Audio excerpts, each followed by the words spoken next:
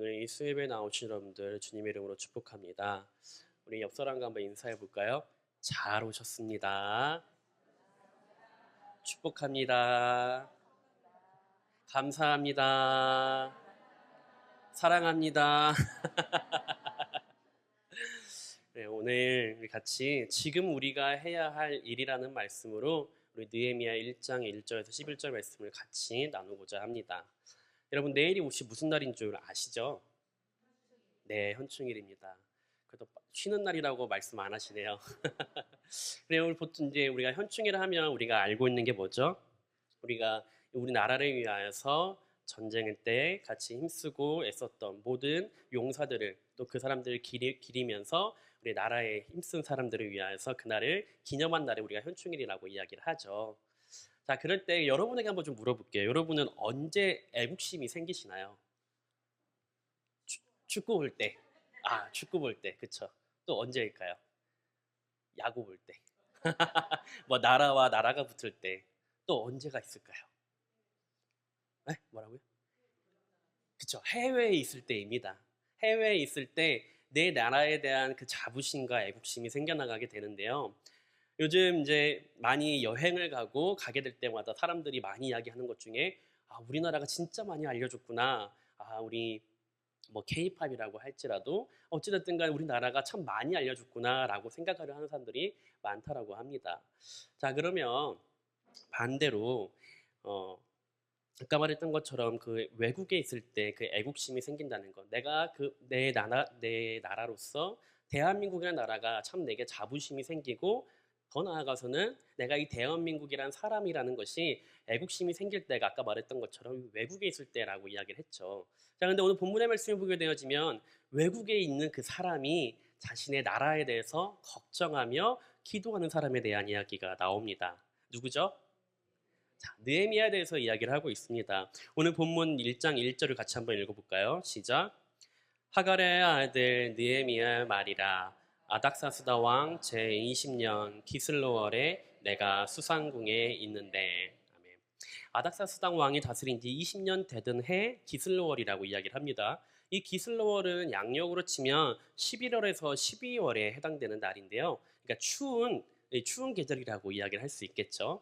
자, 근데 여기 또 수상궁에 있었다라고 표현을 하고 있습니다. 이 수상궁은요, 페르시아 황제들이 사용하던 겨울 궁전이에요. 그러니까 좀 따뜻한 곳에 이 겨울 궁전을 사용하여서 있었다라고 표현할 수 있겠죠. 매우 추운 겨울이었기에 이 아닥사스다 왕이 겨울을 따뜻하게 보낼 수 있는 이 수상궁에 있었던 그 시기를 이야기를 하고 있습니다. 느헤미야는 유대인이었지만 이방 나라의 이 페르시아의 고위 관료가 되어서 아닥사스다 왕을 보좌하던 고위 공무원으로서 황제와 함께 이 수상궁에 있을 때를 이야기를 하고 있는 그 시기를 말하고 있습니다. 직업의 종류가 무수히 다양해진 지금 이 세대에도요, 한 나라의 고위 관료가 된다는 것은요, 높은 지위와 명예를 거머쥔다는 것을 알 수 있습니다. 하물며 이 직업군이 단순했던 이 고대 사회에서도 이 오리엔트 지역을 다스리던 이 페르시아의 고위 공무원이 된다는 것은요, 많은 부와 많은 명예를 누릴 수 있는 권세를 가진 이 관료를 이야기할 수 있다는 거죠. 근데 그 고위 관료가 누구라고 이야기를 합니까? 느헤미야라고 이야기를 합니다. 자, 그런데 이 느헤미야의 삶을 변화시키는 것이 오늘 1장에 등장을 하게 되어집니다. 우리 1장 2절 우리 같이 한번 읽어볼까요? 1장 2절 읽겠습니다. 시작. 내 형제들 가운데 하나인 하나니가 두어 사람과 함께 유다에서 내게 이를 얻기로 내가 그 사로잡힘을 면하고 남아있는 유다와 예루살렘 사람들의 형편을 물은즉. 아멘. 지금 이 느헤미야는요, 유대인 가운데 하나니라고 하는 사람과 더 나아가서는 또 몇 사람과 함께 그 사람들에게 지금 이게 이스라엘 상황에 대해서, 지금 이스라엘 백성들의 상황에 대해서 물어보고 있습니다. 그 사로잡힘을 면하고 남아있는 유다와 예루살렘들의 형편에 대해서요. 그러니까 뭐예요? 자기 민족에 대해서, 자기 백성들 같이 우리 핏줄을 나누고 있는 그 사람들에 대해서 그 안부와 그 안위에 대해서 궁금한 상황입니다. 자, 그럴 때 3절 이렇게 답변을 합니다. 3절 한번 읽어보겠습니다.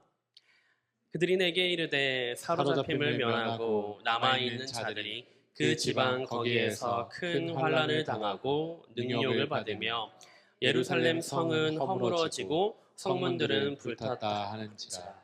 아멘. 자, 그 남아있는 사람들에 대해서 그 상황과 이야기를 들었습니다. 뭐라고 이야기하죠? 환난을 당하고 능욕을 받으며 예루살렘 성은 허물어지고 성문들은 불탔다 하는지라. 그러니까 참 내 고국의 사람들이 어려운 상황에 있다라는 것을, 그리고 많은 능력과 환난을 받고 있고 하루하루 죽지 못해 사는 그 사람들의 상황을 듣게 되었다라고 이야기를 하고 있습니다. 자, 지금 이 상황은요, 이 바벨론에서 포로 생활을 하던 많은 유대인들이 고국으로 돌아간 이후의 상황을 이야기를 하고 있습니다. 스룹바벨을 필두로 한 많은 유대인들이 예루살렘으로 돌아가고 그곳에 성전을 재건한 이후의 상황이에요. 그러나 성전이 재건되었다고 할지라도 그들의 생활이 형편이 나아진 것은 아니라는 겁니다. 성전이 있고 예배는 드리고 있는 상황이지만 여전히 그들의 삶은 환난을 당하고 능욕을 받고 있었다라고 오늘 본문은 말씀 이야기하고 있습니다. 예루살렘 성은 허물어지고 성문들은 불탔다라고 이야기합니다. 자, 하나님께서는 그들에게 다시 고국의 땅으로 돌아가기 위하다라고 말을 하고, 더 나아가서는 그들은 하나님의 말씀에 순종하여서 돌아간 이후의 상황이에요. 자, 하나님이 그들과 함께 해야 됩니까? 안 해야 됩니까? 해야 하죠. 하고 있는 상황이에요. 그 이후에 대해서는 왜 이런 일들이 벌어졌는지에 대해서는 제가 좀 이따 다시 한번 설명을 드리겠습니다. 예루살렘 성벽이 무너지고 성문이 벌떴다라고 이야기를 합니다. 그 당시 성벽이라는 것은요, 지금 우리가 흔히 말하는 집 앞 대문을 이야기하는 것이 아니에요. 자, 우리 90년대만 했어도 더운 여름이면 우리가 문을 어떻게 하죠? 다 열어놨죠. 누가 왔다 갔다 할지라도 그냥 인사는 해요. 하지만 지금은 어떻게 해요? 문 꼭 닫아놓고 에어컨을 틉니다. 물론 그거와 비교할 수는 없습니다. 지금 그 당시 상황은요, 성문을 만들고 성벽도 다 만들었지만 만들려고 하면 부시고 만들려고 하면 부시고 하는 상황이라는 거예요.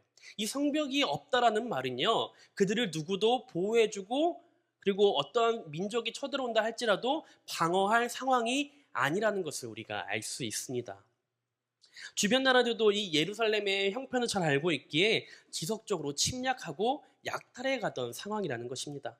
바로 이것이 느헤미야가 하나님으로부터 전해들은 이 예루살렘 백성들의 형편이었다는 것을 우리가 3절 말씀을 통해서 알 수 있습니다.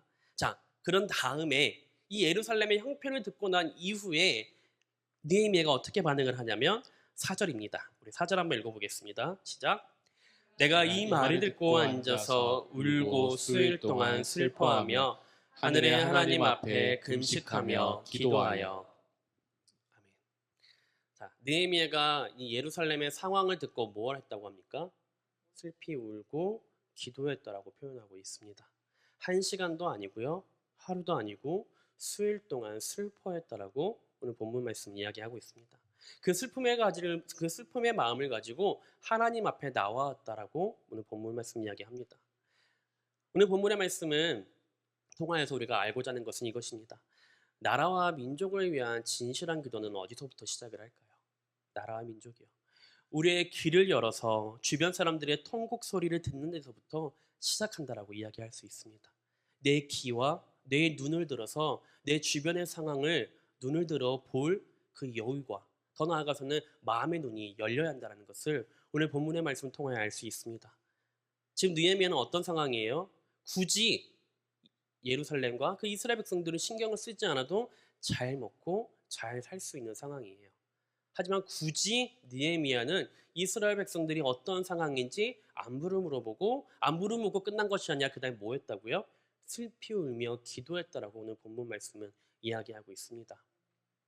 제가 처음에 이야기했죠. 현충일에 대해서 이야기를 하면서 오늘 본문의 말씀은요, 이 말씀을 통하여서 우리가 현충일을 물론 내일 쉬는 날이긴 합니다. 하지만 이 쉬는 날을 떠나서 우리가 이 현충일에 이 본문 말씀을 통하여서 무엇을 하고자 하는지가 오늘 중요하다라는 겁니다. 뭐 해야 돼요? 슬피 울며 기도해야 된다라고 오늘 본문 말씀은 이야기하고 있습니다. 적지 않은 그리스도인들이 기도를 열심히 하고 있습니다. 즉, 더 나아가서는 때로는 이 기도의 사람에 대해서 바르게 이해하지 못할 때가 있습니다. 뭐라고 이해를 하게 되면 마치 기도하는 사람은 이 세상에 대해서는 눈을 감고 귀도 막고 오직 깊은 산속에 들어가서 하나님께 기도하는 자라고 생각을 합니다. 하지만 아니라는 것입니다. 기도하는 자는요, 눈을 들고 귀를 열어서 이 상황을 돌아봐야 되고, 지금 이 국제 정세가, 더 나아가서는 지금 대한민국 정세가 어떤지 돌아봐야 되는 이 마음의 눈을 열어서, 귀를 열어서 들어야 한다는 거예요. 나와는 상관없는 일이다? 하나도 없겠죠. 지금 이 본문의 말씀을 통하여서 우리가 살아가는 세상 일에 눈을 감고, 더 나아가서는 우리 주변에 들리는 그 목소리에 귀를 기울이지 않고서는 기도할 수가 없어요. 왜요? 그렇게 되면 어떤 기도를 하게 돼요? 내 기도밖에 할 수 없다라는 거예요. 내가 처한 상황, 내 힘든 어려운 상황밖에 기도할 수 없다라는 거예요. 하지만 오늘 본문의 말씀은 그렇게 이야기를 하지 않습니다. 누구를 위하여? 나라를 위하여, 백성을 위하여, 하나님을 위하여 기도하는 느헤미야의 울음을, 그 기도를 볼 수 있는 것입니다. 우리 사회는 다양한 갑과 을의 관계에서 눈물 짓는 사람들의 이야기가 참으로 많이 나옵니다. 눈을 열어 그들의 눈을 볼 수 있어야 나라와 민족을 위한 기도를 할 수 있는 것입니다. 점점 고령화 시대가 다가오면 다가올수록 80이 되시고 90이 되신 어르신들이 자식들의 도움을 받지 못하고 살아가는 분들이 많다라는 것을 우리가 뉴스로 많이 보아 알 수 있습니다. 고독서되는 사건들이 점점 많아지는 것을 우리가 알 수 있죠. 하지만 이 고독서되는 사건이 이제는 어르신들뿐만 아니라 이제는 나이 젊으신 30대, 40대에게도 일어난다는 것을 뉴스에서 보면서 알 수 있죠. 더 나아가서는 20대 청년들에게 또 뭐가 있죠? 힘든 취업난이 기다리고 있습니다. 그 다음은요, 결혼할 수 없는 상황들이 점점 벌어지고 있습니다. 그렇게 되면 또 무엇이 되죠? 아이들이 없는 그 상황이, 우리가 너무나 잘 알고 있는 아이가 태어나지 않는 이 대한민국을 우리가 살아가고 있습니다. 그러니까 우리가 눈을 들어서, 조금만 눈을 들고 귀만 열어도요, 다 알 수 있어요. 이 상황에 대해서 모르시는 분들은 없을 겁니다. 자, 그러할 때, 그러한 상황에서도 우리는 무엇을 놓고 먼저 기도를 하죠? 내 상황과 내 안위와 내 가족을 위해 먼저 기도를 하게 됩니다. 하지만 오늘 느헤미야는 그렇게 하지 않습니다. 느헤미야가 선지자였을까요? 아닙니다. 느헤미야가 지도자였을까요? 물론 그 이후에 지도자로 가게 되어집니다. 하지만 느헤미야는 어찌 보면 평신도 같은 사람이었다는 것을 우리가 오늘 본문의 말씀을 통하여 알 수 있습니다. 그러니까 우리가 동일한 성도와 같은 마음이었다는 거예요. 동일한 직분이었고, 그냥 하나님 믿는 이스라엘 백성으로서 느헤미야는 살아가고 있다는 거예요. 우리도 직분이, 교회에서는 집사이고 권사라고 이야기를 하지만 일반적으로 보았을 때는 뭐예요? 우리도 동일한 평신도이고 하나님 앞에 한 사람의 민족의 백성이라는 것을 우리가 알 수 있죠. 그렇다면 이스라엘 백성들이 느헤미야를 통하여서 변화된 사실을 우리가 느헤미야 이후에 보면 알 수 있듯이, 한 사람의 기도로 인하여서 그 민족이 변할 수 있어요, 없어요? 있다라는 것을 우리가 기억해야 합니다. 기도는 나로부터 시작해야 합니다. 기도는 옆 사람부터 시작하는 것이 아니라, 기도는 목사님부터 시작하는 것이 아니라, 기도는 누구로부터요? 나로부터 시작을 해야 한다는 것입니다. 우리의 마음으로는 멀리 있는 것 같지만, 더 나아가서는 실상은 너무도 가까이 한 북한의 주민들을 위해서도 기도해야 되죠. 우리가 중보기도 가운데 우리가 분기별마다 이 중보기도 제목을 카드를 만들어서 중보기도 팀에 넣어놓고 있습니다. 환우들을 위한 기도도 있고요. 더 나아가서는 교회를 위하여서 교역자들과 환우도 아픈 사람들, 또 다음 세대를 위하여 기도합니다. 또 거기에는 나라와 민족을 위한 기도도 분명히 있습니다.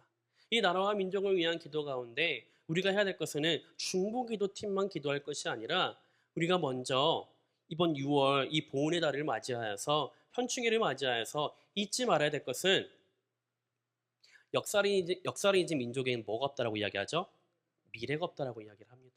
저희에게도 마찬가지인 줄 압니다. 하나님을 잊은 백성에게는 미래가 없듯이, 우리가 이 민족을 위하여서 기도하는 것이 내가 나로부터 해야 할 일이라는 것을 여러분 기억하시길 바랍니다. 예루살렘의 형편을 들은 이 느헤미야는 온 마음을 다하여 나라와 민족을 위해 기도합니다. 우리 5절 말씀 한번 읽어볼까요? 5절 같이 한번 읽어보겠습니다. 시작. 이르되 하늘의 하나님 여호와 크고 두려우신 하나님이여, 주를 사랑하고 주의 계명을 지키는 자에게 언약을 지키시며 긍휼을 베푸시는 주여 간구하나이다. 아멘. 느헤미야는 이 예루살렘 백성들의 형편을 직시하게 되었고 볼 수 있는 상황이 되었습니다. 그 현실이 제 아무리 비참할지라도 느헤미야는 절망하기보다 하나님을 향해 기도합니다. 느헤미야의 마음에는요, 하나님을 향한 분명한 믿음이 있었기 때문이라는 거죠. 첫 번째 어떠한 믿음이 있었냐? 이 문제보다도 크신 하나님을 믿었다라는 것입니다. 문제보다 크신 하나님이요. 5절을 다시 한번 보시길 바랍니다. 하늘의 하나님 여호와 크고 두려우신 하나님이요. 느헤미야는요, 자신에게 큰 문제가 있고 자신의 민족에 큰 문제가 있고 이 환란이 있다는 사실을 압니다. 그 소식으로 말미암아 수일 동안 슬피 울었지만 그 이후에는 뭐 했다고요? 기도했다는 것을 알 수 있습니다. 믿음의 사람은요, 현실의 문제를 직시해야 합니다. 하지만 그 이후에는 뭘 해야 돼요? 문제에 그냥 몰두하는 것으로 끝날 것이 아니라 문제보다 크신 하나님을 믿고 기도해야 한다는 것입니다. 아멘. 문제보다 크신 하나님이요. 우리 대한민국의 많은 문제들이 지금 점점 내 눈앞에 다가오고 있습니다. 아니면 때로는 지금 그 문제가 내 앞에 직면해 있고 피부에 닿아 있는 사람들도 분명히 있을 거예요. 그럴 때 우리는 뭐라고 생각하죠? 내 개인적인 문제로 생각을 합니다. 하지만 아니라는 거예요. 이 민족을 사랑하시고 이 백성을 이 나라를 사랑하시는 그 하나님 앞에 우리가 해야 될 건 뭐예요? 문제보다 크신 하나님 앞에 우리가 기도해야 한다는 것입니다. 누구를 위하여서요? 나라와 민족을 위하여서 기도해야 한다는 겁니다. 개인적인 수많은 문제들이 우리 안에 너무나 산적해 있습니다. 우리 안에 가정 가운데서도 해결하기 어려운 문제들이 산적해 있죠. 그런 문제들이 매일같이 있습니다. 우리 교회와 나라, 민족을 바라볼 때도 도저히 해법이 보이지 않는 문제들이 늘 눈앞에 있다는 거죠. 북한의 핵 위협이 사라지지 않고 적대 관계에 있는 남과 북이 이 복음을 통해 이루어지는 그날이 여러분에게 언제일까요? 눈앞에 보이지 않는 날이라고 생각하지는 않나요? 하나님께 기도하는 우리가 이런 현실의 문제를 외면하지 않아야 한다는 것입니다. 다른 사람의 문제가 아니라 나라의 문제가 아니라 내 문제라고 봐야 한다는 것입니다. 그래서 때로는 오랜 시간 슬퍼할 때도 있을 수 있죠. 하지만 중요한 것은 무엇이냐면요, 하나님은 그 모든 문제보다 크신 하나님이라는 사실을 기억하시길 바랍니다. 오늘 본문의 말씀 6절 말씀 우리 같이 한번 읽어볼까요? 6절 읽어보겠습니다. 시작. 이제 종이 주의 종들인 이스라엘 자손을 위하여 주야로 기도하오며 웃을 이스라엘 자손이 주께 범죄한 자들을 자복하오니 주는 귀를 기울이시며 눈을 여시사 종의 기도를 들으시옵소서. 나와 내 아버지의 집이 범죄하여. 아멘. 앞서 말했듯이 느헤미야는요, 평신도입니다. 일반 성도임에도 불구하고 이러한 큰 환란을 리더의 문제, 목회자의 문제, 아니면 순장의 문제라고 치부하지 않습니다. 누구의 문제? 나의 문제라고 보았다는 거예요. 자기 때문이라고 이야기를 하고 있는 것입니다. 하지만 우리는 보통 죄의 본성을 가지고 있는 우리는 어떻게 핑계를 대죠? 저 사람의 문제. 아우, 저 순장님이 저래가지고, 목사님이 저래가지고. 뭐예요? 이 문제를 누구에게 넘기는 거예요? 리더들에게. 같이 하고 같이 기도하는 사람들에게 넘깁니다. 내 문제라고 보지 않아요. 그게 사람이기 때문에, 그게 인간이에요. 그게 우리 모두라는 거죠. 하지만 기억해야 될 것은 무엇이에요? 오늘 느헤미야가 한 것처럼 내 문제로 보았다는 거예요. 이 민족의 문제를 내 문제로 보았고, 이 민족이 가지고 있는 문제점과 이 어려운 일들이 나로 인하여 벌어졌다는 것을 오늘 느헤미야는 이야기하고 있습니다. 근데 느헤미야가 직접적으로 한 일이 무엇이 하나라도 있나요? 없어요. 지금 이스라엘 백성들이 돌아오고 난 이후의 상황은요, 느헤미야가 태어나기도 전의 일이에요. 느헤미야 할아버지 뻘 되는 사람들이 벌어졌던 일이에요. 그러니까 느헤미야하고는 상관없는 일이라는 거예요. 자, 여러분의 조부모님이 지은 죄에 대해서 여러분에게 이야기하면 여러분 어떻게 반응하시겠나요? 나랑은 상관없는 일이라고 이야기하지 않으시겠나요? 나와는 상관없는 일이라고. 그건 내 할아버지가 한 거지, 내 할머니가 한 거지, 나랑은 상관없는 일이지 않겠냐라고 이야기하지 않겠습니까? 근데 오늘 느헤미야는 뭐라고 이야기를 해요? 내 문제라고 이야기를 합니다. 내가 기도해야 되는 것이라고 오늘 본문의 말씀은 이야기하고 있습니다. 한국교회가 위기라고 이야기를 합니다. 교회가 생명력을 잃어가고 있고, 개척교회가 문을 닫고 있고, 대학교 가면 아이들이 점점 줄어들고 있고, 밖에 나가기만 해도 아이들이 없다라는 것을 우리가 알고 있습니다. 자, 그럴 때 우리는 보통 무엇을 이야기해요? 교회가 문제이고, 나라가 문제이고, 지도자가 문제이고, 앞선 정치가가 문제라고 이야기를 합니다. 하지만 아니라는 거예요. 지금 느헤미야가 지도자가 문제라고 이야기를 합니까? 아니면 하나님께서 왜 이렇게 하셨냐라고 이야기를 하십니까? 아니에요. 문제보다 크신 하나님 앞에 기도합니다. 그리고 그 하나님을 신뢰하는 모습을 오늘 본문의 말씀을 통하여 알 수 있습니다. 느헤미야는요, 기도하는 사람이었고 그 크신 하나님께 의지하고 기도하는 사람을 우리가 알 수 있습니다. 오늘 1장 5절에 보게 되니까 이렇게 다시 한번 제가 읽겠습니다. 하늘의 하나님 여호와 크고 두려우신 하나님이여 주를 사랑하고 주의 계명을 지키는 자에게 언약을 지키시며 긍휼을 베푸시는 주여 간구하나이다. 아멘. 라고 기도합니다. 느헤미야에서는 이런 기도가 12차례 기록되어 있습니다. 느헤미야 처음부터 끝까지 보게 되어지면 이 12차례 기도를 통하여서 느헤미야가 처한 상황과 그 문제들마다 느헤미야는 기도하는 사람이라는 것을 우리가 알 수 있죠. 우리가 보통 기도의 사람 하면 누굴 생각을 하죠? 다윗 아니면 다니엘 이야기를 합니다. 근데 느헤미야처럼 자신의 문제뿐만 아니라 나라와 민족을 위하여 기도한 사람이 저는 이 느헤미야이지 않을까라고 생각을 하게 됩니다. 오늘 4장 14절 우리 같이 한번 읽어볼게요. 느헤미야 4장 14절입니다. 같이 한번 읽어보겠습니다. 시작. 내가 돌아본 후에 일어나서 귀족들과 민장들과 남은 백성에게 말하기를 너희는 그들을 두려워하지 말고 지극히 크시고 두려우신 주를 기억하고 너희 형제와 자녀와 아내와 집을 위하여 싸우라 하셨느니라. 아멘. 크시고 두려우신 누구를 기억하라고요? 하나님을 기억하라고 오늘 이 느헤미야 4장 14절에서 이야기를 하고 있습니다. 이 느헤미야는요, 크신 하나님을 신뢰하며 기도했습니다. 문제보다 크신 하나님, 내 문제보다 우리의 민족, 우리의 대한민국 가지고 있는 그 문제보다 크신 하나님을 믿고 신뢰하고 기도했다는 거죠. 바사의 왕 앞에 아뢰기도 전에 하나님께 먼저 기도한 느헤미야를 볼 수 있는데요. 조금 더 제가 다시 한번 읽도록 하겠습니다. 자, 그렇게 기도하고 난 이후에 이 느헤미야가 몇 개월이나 기도하는지 우리가 알 수 있는데요. 우리 본문 말씀 아니지만 느헤미야 2장 1절입니다. 2장 4절입니다. 우리 2장 4절 같이 한번 읽어보도록 하겠습니다. 시작.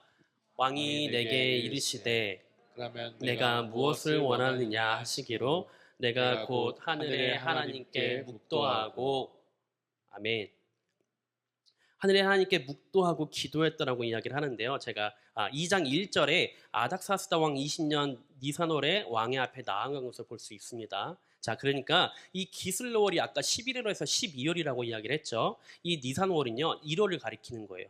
그러니까 지금 9월부터 10월부터 한다 그러면 총 대충 그래도 4개월 이상을 기도했다는 거예요. 4개월 이상이에요. 잠시 잠깐 기도하고 왕을 찾아간 것이 아니라 왕 앞에 묵도한 것이 아니라 최소한 4개월 이상을 기도했다라는 것을 우리는 알 수 있습니다. 누구를 위하여? 나라와 민족을 위하여 느헤미야는 울며 기도했다는 것을 우리가 알 수 있죠. 자, 그런데 오늘 2장 4절에 보면 아까 말했던 것처럼 이 왕이 느헤미야에게 근심 어린 표정으로 있으니까 네가 나에게 무엇을 원하냐라고 이야기했을 때 느헤미야가 곧바로 대답을 합니까? 아니요. 오늘 말씀은 내가 곧 하늘의 하나님께 묵도하고 라고 이야기를 합니다.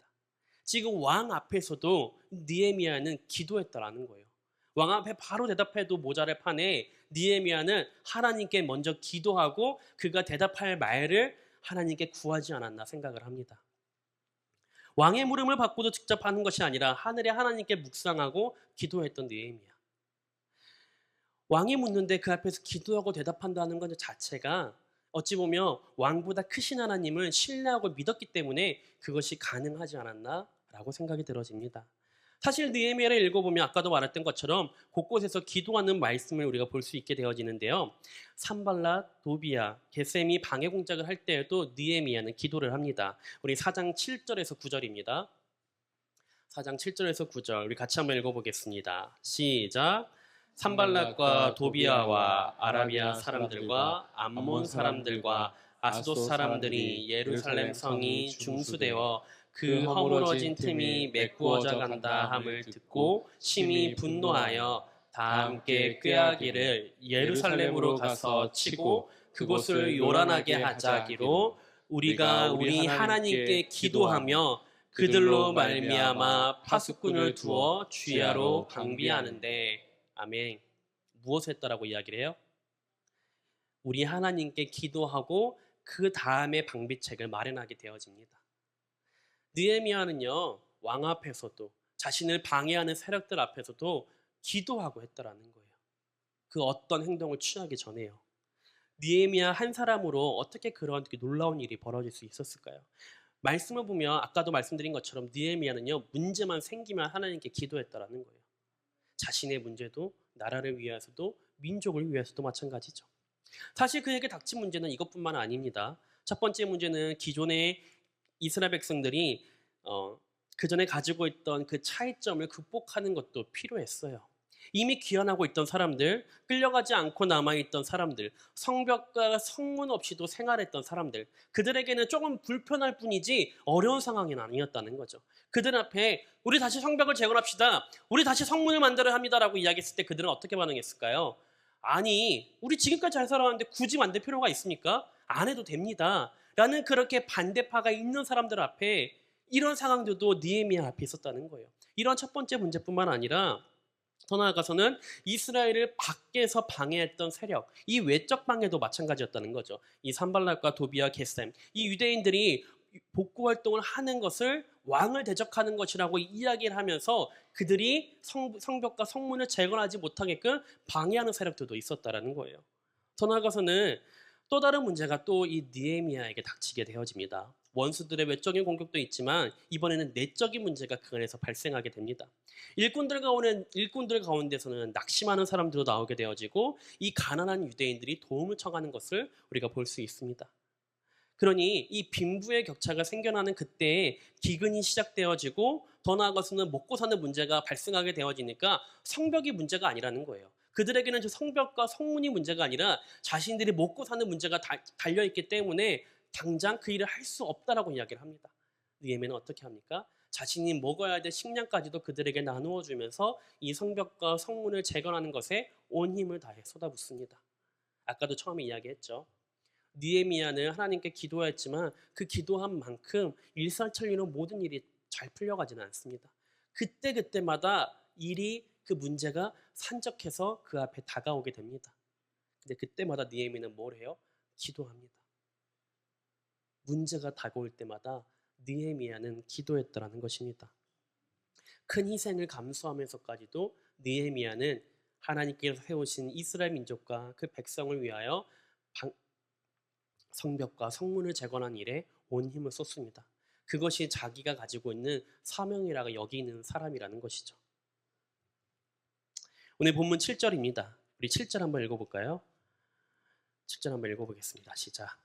주를 향하여 크게 악을 행하여 주께서 주의 종 모세에게 명령하신 계명과 율례와 규례를 지키지 아니하였나이다. 아멘. 오늘 보면 이 말씀을 통해 우리가 알 수 있는 것은 유대인들은 하나님의 맺은 언약을 버리고 우상을 섬기며 온갖 죄를 저지릅니다. 느헤미야는 이 점을 너무나 잘 알고 있었고 이 백성 이스라엘 이 모습만 보더라도 느헤미야에게는 아무 소망이 없다라는 거예요. 하지만 그러나 느헤미야가 이 문제를 알고 있기에 인간은 하나님과의 약속을 늘 배반하는 정말 죄 많은 사람들이지만 하나님은 인간에게 주신 언약을 끝까지 지키시는 하나님이라는 것을 느헤미야는 신뢰했습니다. 사람들과의 지킨 언약이 깨질 수 있지만 하나님이 우리에게 주신 그 언약을 끝까지 지키시는 언약의 하나님이라는 것을 믿고 신뢰했다라는 거예요.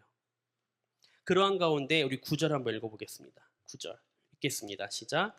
만일 내게로 돌아와 내 명령을 지켜 행하며 너희 쫓긴 자가 하늘 끝에 있을지라도 내가 거기서부터 그들을 모아 내 이름을 두려고 택한 곳에 돌아오게 하리라 하신 말씀을 이제 청하건대 기억하옵소서. 아멘. 무엇을 이야기를 합니까? 하나님께서 우리에게 주신 그 말씀 다시 한번 기억하여 주옵소서.